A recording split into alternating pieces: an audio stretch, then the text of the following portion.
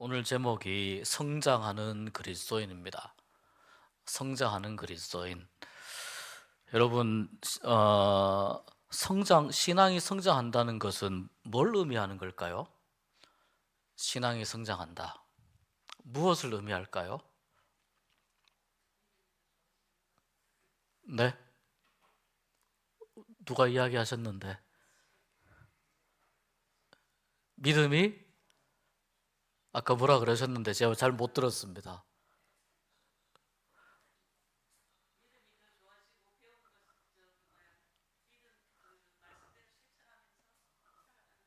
예. 믿음이 더 좋아지고 또 배우고 말씀대로 실천하면서 살아가는 것. 저 정도만 되면은 더 바랄 게 없겠죠. 여러분, 신앙은 성장해야 됩니다, 반드시. 근데 신앙이 성장하기 위해서는요, 교회에 오는 목적이 분명해야 됩니다. 교회에 오는 목적이 분명해야 됩니다. 그, 교회에 우리가 왜 오는지 가장 중요한 거는 오늘 아까 찬송에도 있었지만 예수님 닮기 위해서 우리가 교회에 오는 거예요. 그러니까 신앙이 성장한다는 건 다른 말로 하면 예수님께 조금 더 가까이 다가간다는 걸 의미하는 겁니다. 예수님께 더 다가가는 걸 의미하는 겁니다. 야고보서는 굉장히 재미있는 책이기도 하지만 사실은 굉장히 아픈 책이기도 합니다. 오늘 말씀을 우리가 읽으면서도 여러 가지 많은 내용들이 나오는데 성장하는 그리스도인이라고 하는 이 말은 아까 우리 집사님도 이렇게 포괄적으로 대답하셨지만 우리가 주님의 말씀을 듣고 그 말씀대로 실천하면서 살아가는 것을 의미를 합니다. 그러니까 이게 우리가 교회 나오는 본래의 목적이 되어야 됩니다. 하나님을 만나러 나오는 거고 또, 또 예수님을 닮아가기 위해서 나오는 거고 또 내가 좀 더 확실한 그리스도인이 되기 위해서 교회에 나오는 겁니다. 그러니까 하나님께 영광을 돌리기 위해서 교회에 나오는 겁니다. 근데 예를 들어 목적이요. 어, 여러 다양한 목적이 있을 수 있어요. 교회 나오는 목적이나 이유가 예를 들어서 다른 사람의 그 눈치 때문에 나온다. 내 체면 때문에 나온다. 또는 어떤 뭐 예를 들면 복 받으려고 나온다. 물론 교회 복 받으려고 나오는 건 굉장히 중요한 이유여야 됩니다. 복이 무엇이냐에 대해서 기독교적인 복의 의미를 우리가 알아야 복 받으려고 나온다라고 했을 때 그 복을 추구하는 우리의 삶이 신앙적인 삶이 될 수 있는 겁니다. 만약에 그렇지 않으면은 우리가 교회에 계속 나오는 이 모습들이 우리가 예배드리고 또 기도하고 하는 이런 모습들이 자칫 잘못하면은 아주 허무한 일이 되어버릴 수가 있습니다. 자칫 잘못하면 예수님과 하나님과 아무 상관없는 그런 일이 되어버릴 수가 있습니다. 그런 관점에서 오늘 우리가 수요일마다 이제 공부하는 이 야고보서는 우리에게 굉장히 중요한 신앙의 다양한 기준들을 제시해 줄 겁니다. 지난주에 제가 말씀드릴 때 1장 2절 말씀에 너희가 여러 가지 시험을 당하거든 온전히 기쁘게 여기라고 야고보가 이야기한 것을 말씀을 드렸습니다. 너희가 여러 가지 시험을 당하거든 온전히 기쁘게 여기라. 시험 당하는데 기쁘게 여길 만한 이유가 있습니까? 시험이라고 하는 건 별로 좋은 일이 아니잖아요. 좋은 일이 아니고 힘든 일입니다. 또 골치 아픈 일이고 때로는 상당히 치명적인 아픔과 상처를 주는 그런 일이 될 수도 있습니다. 그런데 야고보서는 시험을 당하면 기쁘게 여기라고 이야기합니다. 왜 그러냐면 너희가 시험을 당한다는 그 사실 자체만으로 너희는 그리스도인이라고 하는 것을 증명되고 있기 때문이다는 그런 이유 때문에 그런 거예요. 그리스도인은 이 세상에 흘러가는 대로 살아가는 사람이 아니죠. 그냥 이 세상에서 다른 사람들이 다 하는 것처럼 그렇게 하고 살아가는 사람들이 아니에요. 그리스도인은 이 세상이 흘러가는 그 흐름을 거슬러 올라가는 사람들이에요. 그러니까 그리스도인의 삶은 한편으로는 고달파요. 다른 사람들이 즐겁고 재미있고 좋은 일들을 절제를 해야 되거든요. 또 죄의 유혹이나 죄의 자리에 가는 것에 대해서도 우리는 굉장히 민감하고 그것을 우리가 끊어야 되거든요.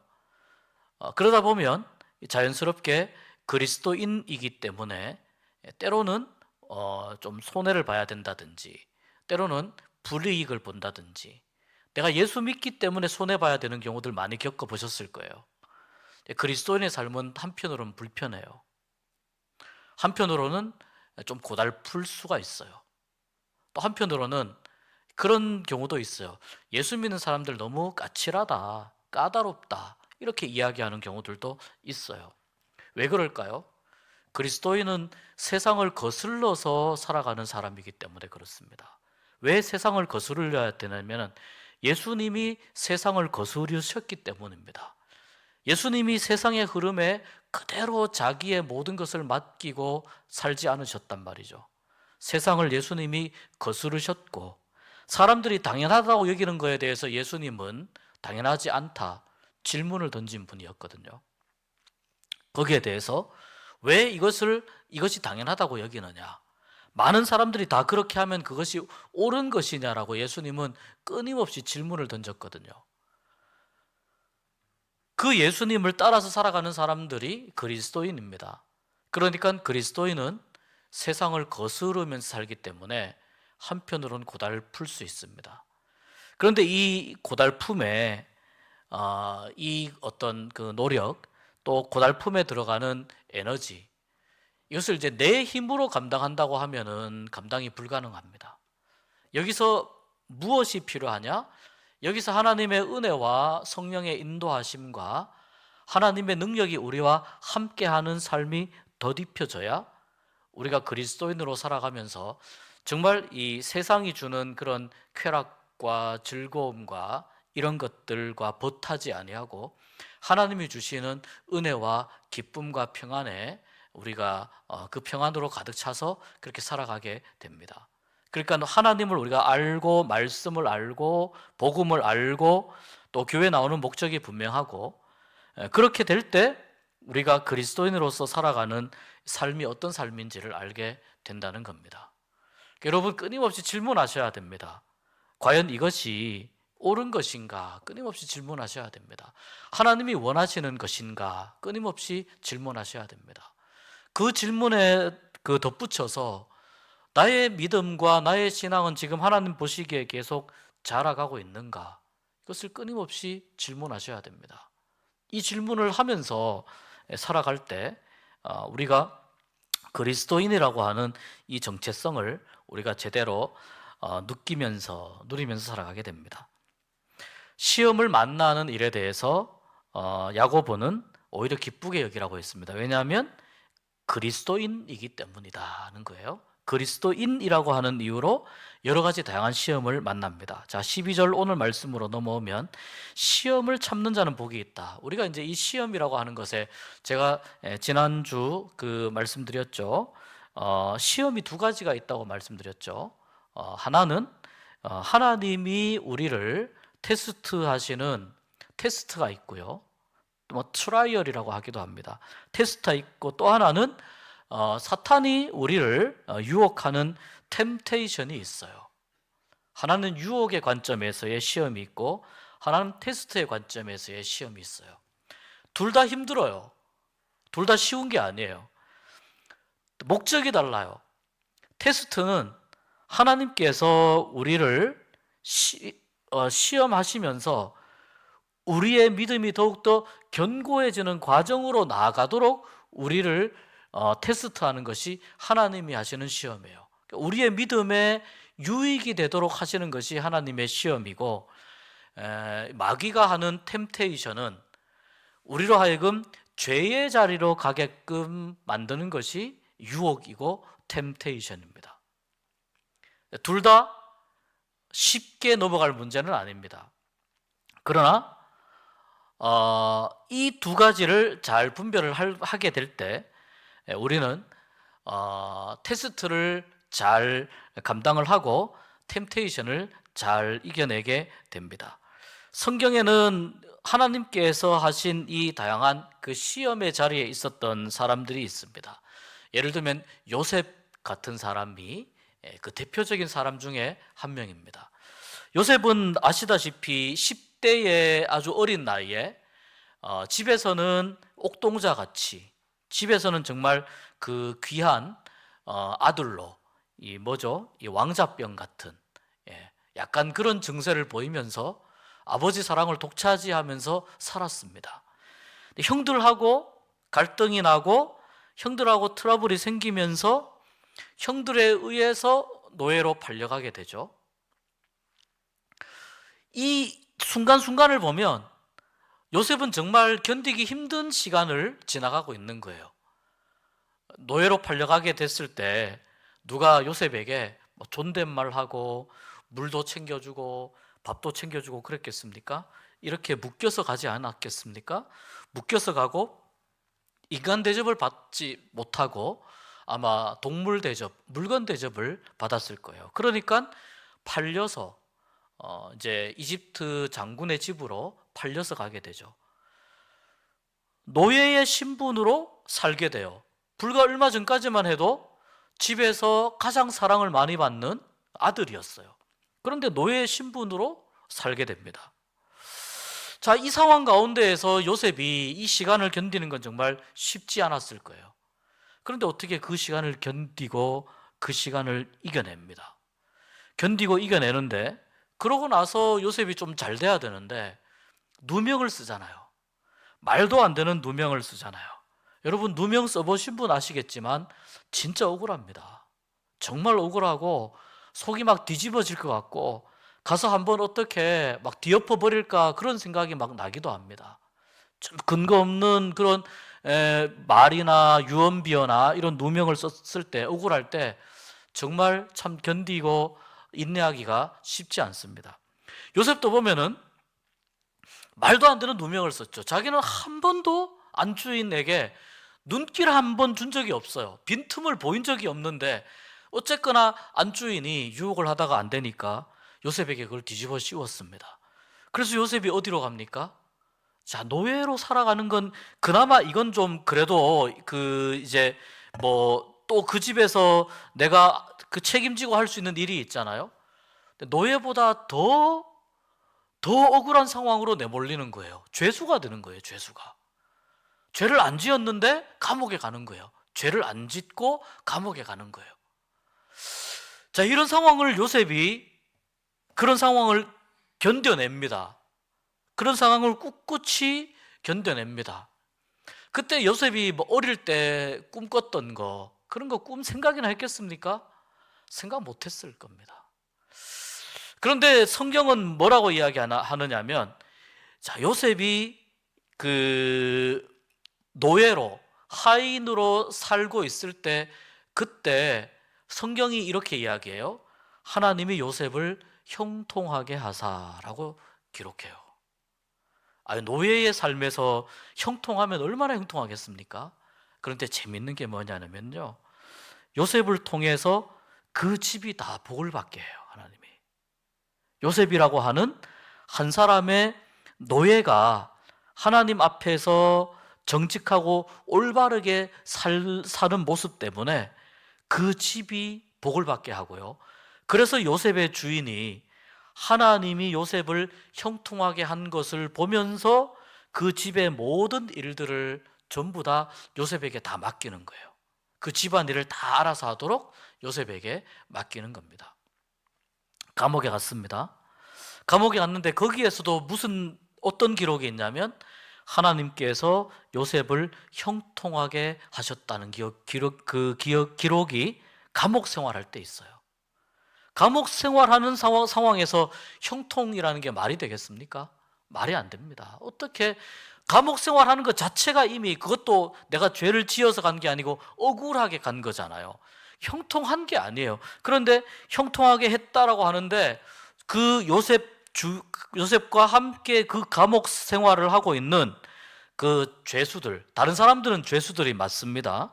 그 대부분 그 감옥이 정치범 수용소라고 이야기합니다. 정치범을 가두는 감옥이라는 말은 바로의 정부에서 국정을 운영을 하다가 잘못해서 들어온 사람들이라는 의미입니다. 그런 사람들이 모여 있는 감옥에 요셉이 들어간 거예요. 요셉은 원래 그 감옥에 들어가면 안 되는 사람이거든요. 근데 거기에 들어간 거예요. 그런데 요셉을 하나님이 형통하게 하는 것을 보고 간수들이 그 감옥에도 여러 가지 할 일들이 많았나 본데 그 일들을 전부 다 요셉에게 다 맡기고 나중에는 요셉이 그 감옥의 모든 일들을 도맡아서 합니다. 여러분 잘 보십시오. 그 감옥에 갇혀 있는 사람들이 아까 말씀드린 대로 바로의 정부에서 쉽게 말해서 뭐 장관, 차관, 국장, 뭐 부장, 과장, 나라 살림을 살던 사람들이에요. 쉽게 말해서 그런 사람들이 들어와 있는데 요셉은 나라 살림을 살던 사람이 아니잖아요. 이 사람들은 일을 어떻게 하는지 너무나 잘 아는 사람들이에요. 그러니까 일을 어떻게 하면은 제대로 하는지, 효율적으로 하는지, 어떻게 하면은 잘못하는지 이걸 너무나 잘 알고 있는 사람들 사이에서 그 사이에서 요셉이 뭐가 되었냐면 그 사람들을 챙기고 감옥을 운영하는 모든 일을 요셉이 맡았다는 거예요. 이게 대단한 거라는 거죠. 이게 굉장한 거라는 겁니다. 딱 두 군데 나옵니다. 하나님이 요셉을 형통하게 하셨다고 하는 말씀이 이 노예로 살 때와 감옥에 들어갔을 때 딱 두 군데 나옵니다. 감옥에 있을 때도 아마 요셉은 하나님이 꿈꾸게 하신 거 생각도 못했을 겁니다. 그런데 우리가 아는 것처럼 요셉이 이제 바로에게 이제 꿈을 해석을 하고 그리고 바로가 요셉을 총리로 세우지 않습니까? 바로가 한 나라의 왕인데 요셉을 그냥 총리로 세우지는 않겠죠. 감옥에서 있었던 일들, 여러 가지 이 하마평 이런 것들을 쭉 이렇게 보면서 요셉을 총리로 세웠겠죠. 그때만 해도 요셉은 자기가 꾼 꿈에 대해서 생각을 못했을 겁니다. 요셉이 그때 이 애굽의 총리가 됐을 때가 30살이에요. 30살. 그러니까 보통 애굽으로 잡혀갈 때, 노예로 잡혀갈 때 17살이라고 보거든요. 대충 한 13년을 가장 꽃다운 나이를 10대와 20대를 어떤 신분으로 살았느냐? 노예와 죄수로 살았어요. 30세가 되면서 요셉의 인생이 꽃이 피기 시작합니다. 30세가 되면서 꽃이 피기 시작하는데 그때부터 요셉이 애굽이라고 하는 나라의 모든 살림을 자기가 직접 맡아서 운영하게 됩니다. 그리고 우리가 아시는 것처럼 7년 풍년, 7년 6년이 지나죠. 7년 풍년이 지날 동안 요셉은 애굽의 조세 제도를 개혁을 합니다. 애굽의 토지 제도를 또 개혁을 합니다. 그리고 애굽의 모든 창고, 곡물 창고를 크게 지어가지고 다가올 7년 6년을 준비합니다. 자, 7년이 지났습니다. 요셉이 37살입니다. 팔려올 때보다 20년이 지났습니다. 그리고 나서 흉년이 왔을 때 2년째 되는 해에 39세 되던 해에 그때에 가나안 땅에 있던 요셉의 형들이 그 지역에 워낙 큰 흉년이 들어가지고 곡식이 없으니까 가나안 땅에서부터 곡식을 사러 이집트로 오는데 헤어진 지 약 22년 만에 자기를 팔아 넘겼던 형들을 만나요. 그 형들이 요셉이 앞에 이렇게 앉아가지고 총리 자리에 앉아 있으면 그 형들이 앞에 와가지고 일자로 쫙 서가지고 요셉에게 절을 해요. 하나님이 요셉에게 주신 꿈이 이루어지기까지 짧게는 22년. 그리고 사실은 그 뒤에 기록이 좀 더 있습니다. 그리고 이제 이 형들과 화해를 하고 용서를 하고 아버지를 모시고 와라. 그래서 온 가족이 다 이집트로 이주해서 살게 됩니다. 자, 여러분, 이 요셉의 인생에서요, 노예와 죄수로 살았던 인생이 약 13년이라고 하는 시간이거든요. 이 시간을 잘 보면 하나님은 정말 모질게도 요셉을 연단하셨다는 것을 알 수 있습니다. 모질게도 연단하셨다는 것을 알 수 있습니다. 그것도 가장 인생에 아름다워야 할 그 나이에 하나님은 요셉을 가장 인생의 절망 가운데로 몰아넣으세요. 근데 그 시간이 요셉은 하나님의 형통을 경험하는 시간이었어요. 그 시간이. 여기 말씀대로 하나님께서 성경에 나오는 많은 인물들 중에 그 외에도 많이 있습니다. 다윗도 그렇고 아브라함도 그렇고요, 욥도 그렇고 다니엘도 그렇고 굉장히 많은 인물들이 있습니다. 제가 한 명만 이렇게 말씀을 드렸는데, 하나님의 이 연단의 과정, 시험을 참는 자는 복이 있는데, 이것은 이 시련을 견디어낸 자가 주께서 자기를 사랑하는 자들에게 약속하신 생명의 면류관을 얻을 것이기 때문이라. 여러분, 우리 중에 누구는 하나님의 연단의 과정 가운데에 있는 분이 있을 수 있습니다. 우리 중에 누구는 그런 분이 있을 수 있습니다. 근데 그 시간이 굉장히 힘겨운 시간이 될 수 있어요. 성경은 뭐라고 이야기하냐면은 이 시간을 인내하고 참고, 여기서 인내하고 참는다고 하는 말은 어떤 뜻입니까? 무기력하게 가만히 있는다는 뜻이 아니거든요. 여기서 인내하고 참는다고 하는 말은, 자, 요셉이 왜 요셉이 노예의 신분으로 살아갈 때 여호와께서 요셉을 형통하게 하셨다고 하는 말을 왜 하나님은, 성경은 요셉이 노예로 살 때 그 말씀을 하셨을까? 이것을 우리가 보면서 시험을 견디어내는 삶이 어떤 삶인지를 우리가 이해를 해야 되는 것입니다. 하나님의 시련의 시간, 연단의 시간 속에 있다면은 그 시간 동안 무기력하게 그냥 자포자기 상태로 나의 힘으로 견디어낼 수 없다라고 생각하는 그런 마음으로 있는 것이 아니고, 그 상황 속에서 나와 함께 하시는, 그 상황 속에서 이 연단과 이 시련의 의미가 무엇인지를 철저하게 묻고 찾고 하나님의 흔적을 찾기 위해서 애쓰고 몸부림치는 그러한 삶을 통해서 인내하고 견디어낼 수 있다는 뜻이에요. 연단을 그냥 지나가는 게 아니에요. 그렇게 될 때 그 연단 가운데에서 무엇을 발견하게 되냐면은, 연단 가운데에서 이 연단이라고 하는 어마어마한 이 폭풍을 만나서 지나가고 있지 않습니까? 그런데 그 연단 가운데에서 나를 보호하시는 하나님, 나를 품에 안고 그 연단을 함께 통과하고 계시는 하나님을 만나게 됩니다. 그럴 때 무엇이라고 고백할 수 있느냐? 여호와께서 형통하게 하신다라고 고백할 수 있는 겁니다. 연단과 시련을 겪으면서 나를 품에 안고 내가 혹시나 다칠세라, 내가 혹시나 상처 입을세라 나를 품에 안고 그 연단을 통과하시는 하나님을 만나는 사람은 어떤 사람이냐? 성경이 말씀하는 것처럼 그러한 사람이 복이 있는 사람이다. 그러니까 여러분,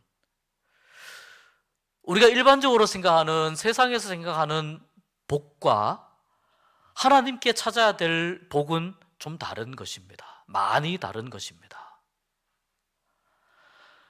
하나님 없는 복은 우리가 생각하면 안 됩니다. 그런데 많은 경우에, 아까 제가 유혹이라고 말씀드렸잖아요. 템테이션. 많은 경우에 하나님 없는 복이 나에게 굴러 들어올 때가 있어요. 하나님 없는 복이 나에게 올 때가 있어요. 복으로 가장한 뭐예요? 복으로 가장한 사탄의 시험이에요. 그런데 이제 이것을 덥석 받아서 내가 꿀꺽하게 되면 탈이 나게 됩니다. 여기서 문제가 생기고 탈이 납니다. 잘못됩니다.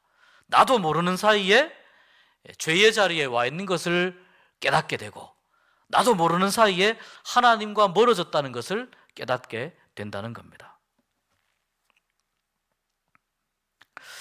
여기 말씀을 보면은, 자, 13절에 이렇게 말씀합니다. 사람이 시험을 받을 때에 내가 하나님께 시험을 받는다 하지 말지니 하나님은 악에게 시험을 받지도 아니하시고, 이건 우리가 아는 말씀이죠. 친히 아무도 시험하지 아니하시느니라. 그러면 왜 시험을 받느냐? 아까 말씀드렸잖아요. 하나님께서 하시는 시험의 종류가 있다. 테스트가 있다. 그것은 하나님의 사람을 망하게 하기 위해서 하는 것이 아니라고 말씀드렸잖아요. 망하게 하기 위해서 하는 것이 아니다. 그것은 하나님의 사람을 하나님이 더 굳건한 믿음 위에 세우기 위해서, 하나님을 더 알려주기 위해서, 하나님을 더 보여주기 위해서 하시는 것이다 라고 이야기를 나누었지 않습니까?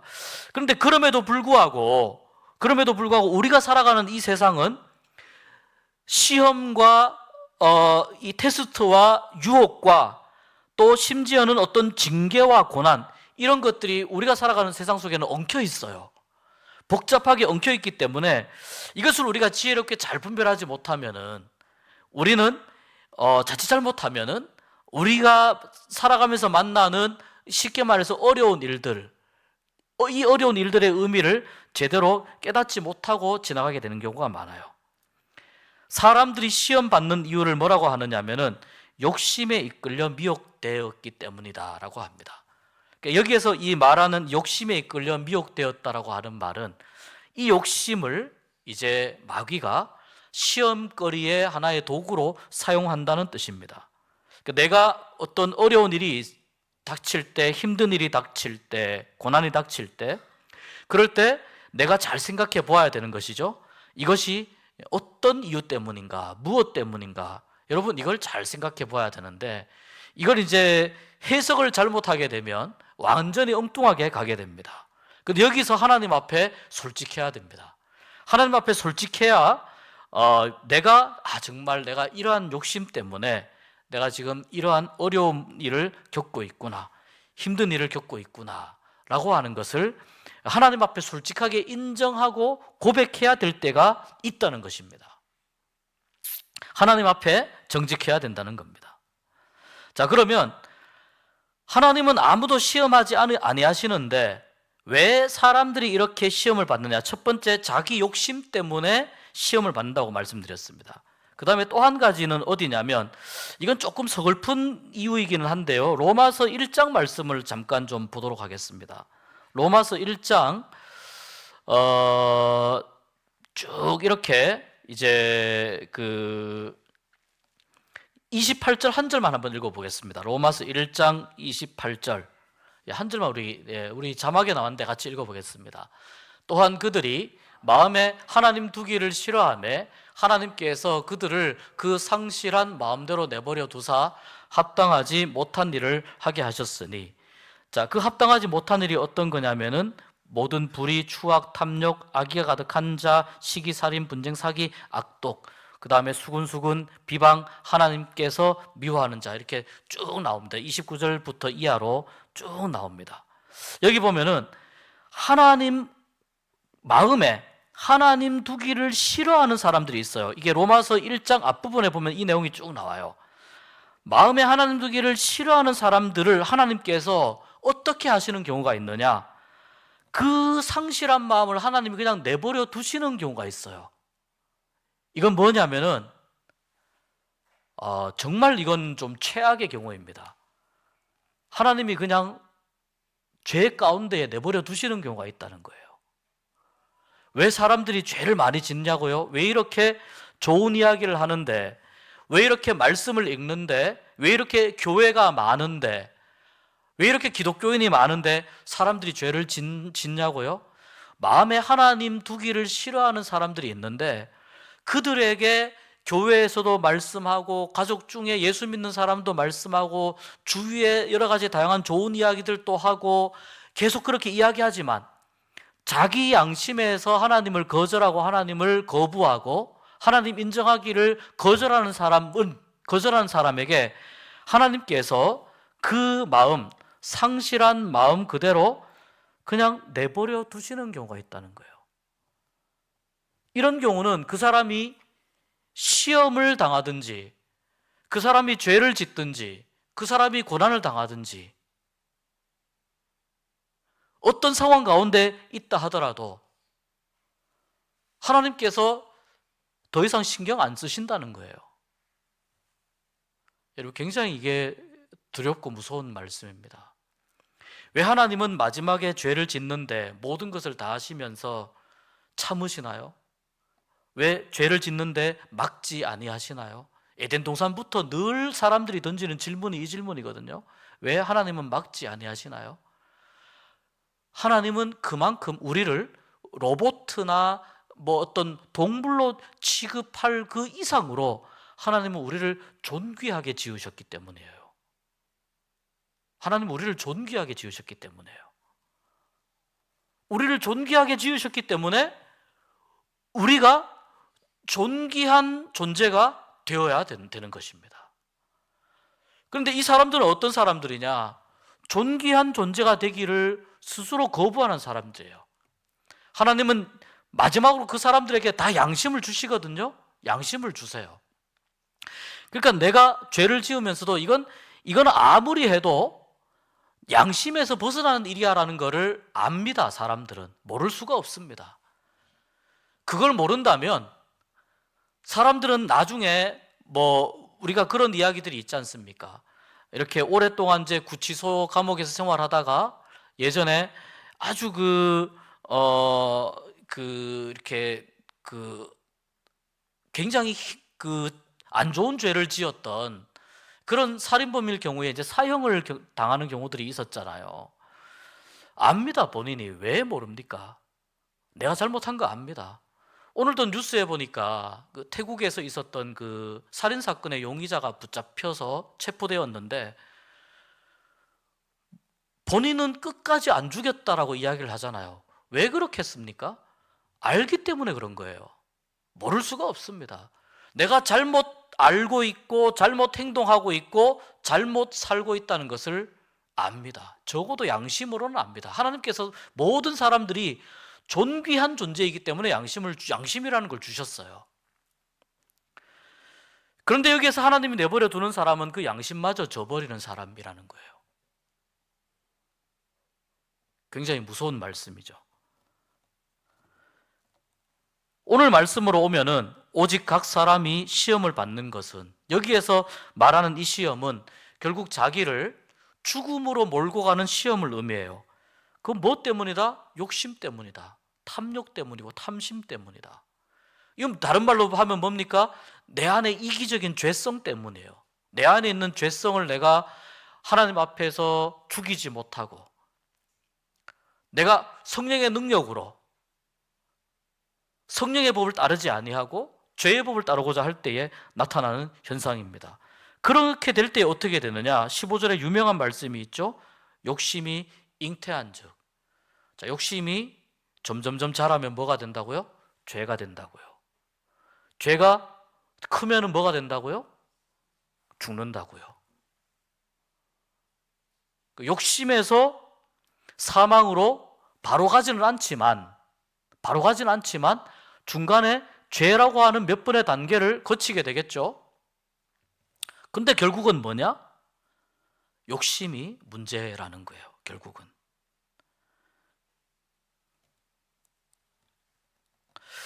오늘 이 12절에서 이 18절에 있는 이 말씀의 핵심적인 내용은 뭐냐면, 분명히 하나님께서 우리의 믿음 때문에 우리의 믿음을 더 견고하게 하시기 위해서 행하시는 연단의 시간, 테스트의 시간이 분명히 있지만, 사람이 자기가 죄의 자리에 가게 만드는 그러한 잘못된 시험에 다다르는 이유는 뭐냐면은 그 마음속에 하나님 두기를 싫어하고 로마서 말씀을 근거로 했을 때 하나님 인정하기를 싫어하고 자기 양심을 저버리고 자기 욕심에 이끌려서 살아가게 될 경우에 결국 그 사람은 어디에 가게 되느냐?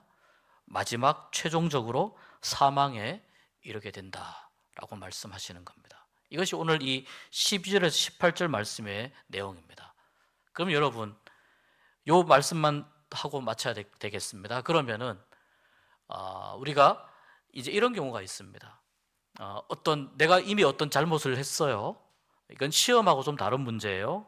내가 어떤 잘못이나 또는 무언가 이제 내가 하나님과의 해결해야 될 어떤 그런 문제가 있을 경우에 하나님께서 징계하시는 경우가 있어요.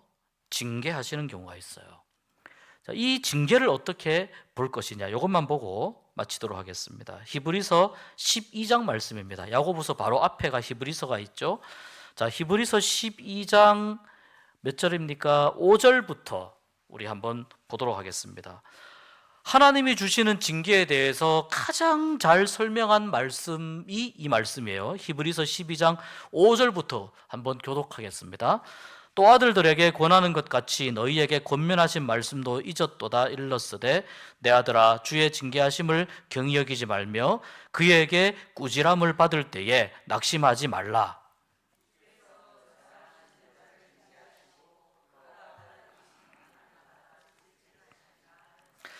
너희가 참음은 징계를 받기 위함이라. 하나님이 아들과 같이 너희를 대우하시나니 어찌 아버지가 징계하지 않는 아들이 있으리요?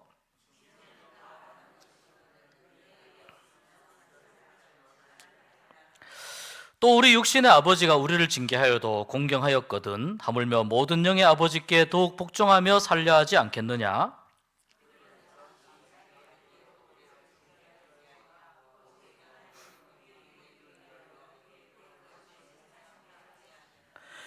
무릇 징계가 당시에는 즐거워 보이지 않고 슬퍼 보이나 후에 그로 말미암아 연단 받은 자들은 의와 평강의 열매를 맺느니라. 같이 읽습니다. 너희 발을 위하여 곧은 길을 만들어 저는 다리로 하여금 어그러지지 않고 고침을 받게 하라. 자, 여러분 여기 보면 징계에 대해서 정말 설명을 자세히 하고 있어요. 우리 육신의 아버지도 육신의 부모님들도 징계를 하지 않습니까? 징계를 합니다. 그런데 그것은 자기의 뜻대로 하는 경우가 있는데 하나님은 10절에 보면 하나님은 우리의 유익을 위하여 그의 거룩하심에 참여하게 하기 위해서 징계를 한다는 거예요. 징계를 왜 하느냐? 우리를 사랑하기 때문에 한다는 거예요. 그러니까 징계가 없는 삶은 너무 좀 슬픈 삶입니다. 하나님 저를 징계해 주십시오. 이렇게 기도해야 될 만큼 너무 슬픈 삶입니다. 여기 보십시오. 어디죠? 자, 8절에 보면 징계는 다 받는 것이거늘 너에게 없으면 뭐라고요? 사생자라고요. 친아들이 아니라고요. 그러니까 우리가 하나님 앞에서 해결해야 될 어떤 부분들이 있을 때 하나님께서 어떤 징계를 안 하시는 것 같다. 이거 심각한 것입니다. 정말 나의 신앙을 다시 돌아봐야 됩니다. 오늘 이 말씀을 우리가 함께 공부하면서 성장하는 믿음이 무엇인가에 대해서 우리가 좀 생각을 해 보기를 원하는데요. 성장하는 믿음은 연단을 통해서 성장하게 됩니다. 근데 이 연단은 하나님께서 우리의 유익을 위해서 주시는 것이다 라는 것을 우리가 꼭 기억했으면 좋겠습니다. 그 다음에 성장하는 믿음은 우리의 본성, 욕심과 정욕을 다스려야 우리가 성장하는 믿음으로 나가게 됩니다. 욕심이나 정욕을 다스리지 못할 때 우리는 죄의 유혹에 또는 사탄의 유혹에 우리는 걸릴 경우가, 넘어갈 경우들이 많이 있습니다. 반드시 기억할 것은 고난과 연단을 지나면서 그 가운데에서 하나님을 만나는 이 과정을 통해서 우리의 믿음이 굉장히 크게 성장을 하게 돼요. 노르웨이에서 어느 그 가정이 이제 아버지가 아들을 둘을 데리고 물고기를 잡으러 바다로 갔어요. 이날 이제 물고기가 잘 잡혔는데 오후쯤 되니까 갑자기 물고기를 잡는 바다에 폭풍이 막 몰아치기 시작했습니다. 원래 바다 날씨가 험하니까. 이 바다에 있던 그 아버지와 두 아들은 해안선으로 원래 돌아왔던 그 폭우로 돌아가기 위해서 노를 저으면서 정말 안간힘을 쓰고 있었습니다. 자, 그럴 때 집에 이제 그 아이들의 어머니, 이 어부의 아내 한 명이 남아 있었는데 그만 그 집에 큰 불이 났습니다. 근데 불이 났는데 이게 어떻게 뭐 소방차가 와서 하기도 전에 그 집에 불이 전부 다 타버렸습니다. 근데 이 이제 그 배 타고 나갔던 아버지와 두 아들이 겨우겨우 노를 저어서 마을로 돌아왔고, 마을로 돌아와서 집으로 딱 오니까 아내가 이야기하는 거예요. 우리 집이 불이 나서 홀라당 다 탔다. 너무 슬픈 이야기잖아요. 비보잖아요. 당신이 바다에 나간 사이에 집에 불이 나서 다 탔습니다. 우리 완전히 알거지 됐습니다. 막 아내가 슬퍼서 우는 거예요. 근데 이때 남편이 굉장히 의외의 이야기를 합니다. 집이 잿더미가 되었다는 말을 듣고도 굉장히 의외의 이야기를 합니다. 우리가 몇 시간 전에 바다에서 너무 센 폭풍을 만나가지고 아무리 노를 저어도 방향이 어디인지 알 수 없을 때, 아, 우리는 이제 정말 여기서 죽었구나 직감했다는 겁니다. 그런데 죽었구나라고 하고 이제 정말 노를 젓기도 포기하고 집으로 가까이 다가갈 것을 포기하던 바로 그때 집이 있는 마을 쪽에서 불꽃이 하나 확 올라오더라는 거예요. 불꽃이 올라와서 그 불꽃이 계속 타오르는 걸 보면서 아, 우리 마을이 저쪽이구나라는 방향을 알게 되었고, 그리고 그 불꽃을 보면서 열심히 안간힘을 다해서 노를 저었다는 거예요. 그 불꽃을 보면서 결국 우리가 노를 저어서 다행스럽게도 포구에 도착을 하게 되었고 우리가 살았다는 거예요. 근데 집에 와서 보니까 그 불꽃이 무슨 불꽃이었어요? 우리 집이 다 홀라당 다 타버린 불꽃이었어요. 비극이잖아요, 비극. 그런데 이 남편이 이렇게 이야기합니다. 우리 집을 완전히 불태운 그 불꽃이 활활 타오르지 않았다면, 만약 찔끔찔끔 조금만 탔다면 우리가 불을 못 봤을 것이다. 활활 타올랐기 때문에 우리가 어느 쪽으로 배를 몰아야 되는지 방향을 알 수 있었고, 그리고 우리가 열심히 그 방향으로 노를 저었기 때문에 우리가 살아날 수 있었다. 그 불꽃은 우리의 생명을 살린 불꽃이었다. 하나님이 이런 방법으로 우리를 살려주신 것이다 라고 이 남편이 이야기했다는 겁니다. 로마서 8장 28절에 이렇게 말씀합니다. 우리가 알거니와 하나님을 사랑하는 자 곧 그의 뜻대로 부르심을 입은 자들에게는 모든 것이 합력하여 선을 이루느니라. 여기서 말하는 선은 뭐냐면요, 우리에게 유익이 되는 것을 의미합니다. 우리에게 유익이 되는 것. 아파도 우리에게 유익이 되는 게 있어요. 그럼 그게 선이에요.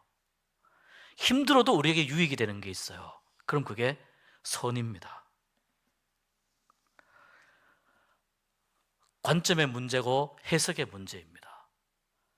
관점의 문제와 해석의 문제는 무엇하고 연결되냐면은 내가 교회에 왜 오는가라고 하는 이유와 목적과 연결이 돼요. 나는 왜 교회에 오는가? 나는 왜 신앙생활을 하는가? 신앙생활은 무엇인가? 이것을 철저하게 하나님의 관점에서 내 삶을 바라보게 되면 아무리 힘겨운 고난이라 하더라도 그것을 하나님이 들어서 선으로 만들어주시는 하나님의 손길을 경험하게 될 줄 믿습니다. 하나님의 관점에서 보셔야 됩니다. 그래야 내가 교회에 오는 목적, 신앙생활의 목적, 내 삶의 목적이 분명해집니다. 이렇게 할 때 우리의 신앙이 하나님의 관점으로 갈 때 우리의 신앙이 성장하는 신앙으로 나가게 됩니다. 이것이 다 연결이 되어 있습니다. 우리 이 시간 같이 한 1, 2분 기도했으면 좋겠습니다. 하나님, 나의 신앙이 정체되어 있지 않고 성장하기를 원합니다. 나의 믿음이 성장하게 하여 주시옵소서. 하나님께서 보시기에 나에게 유익한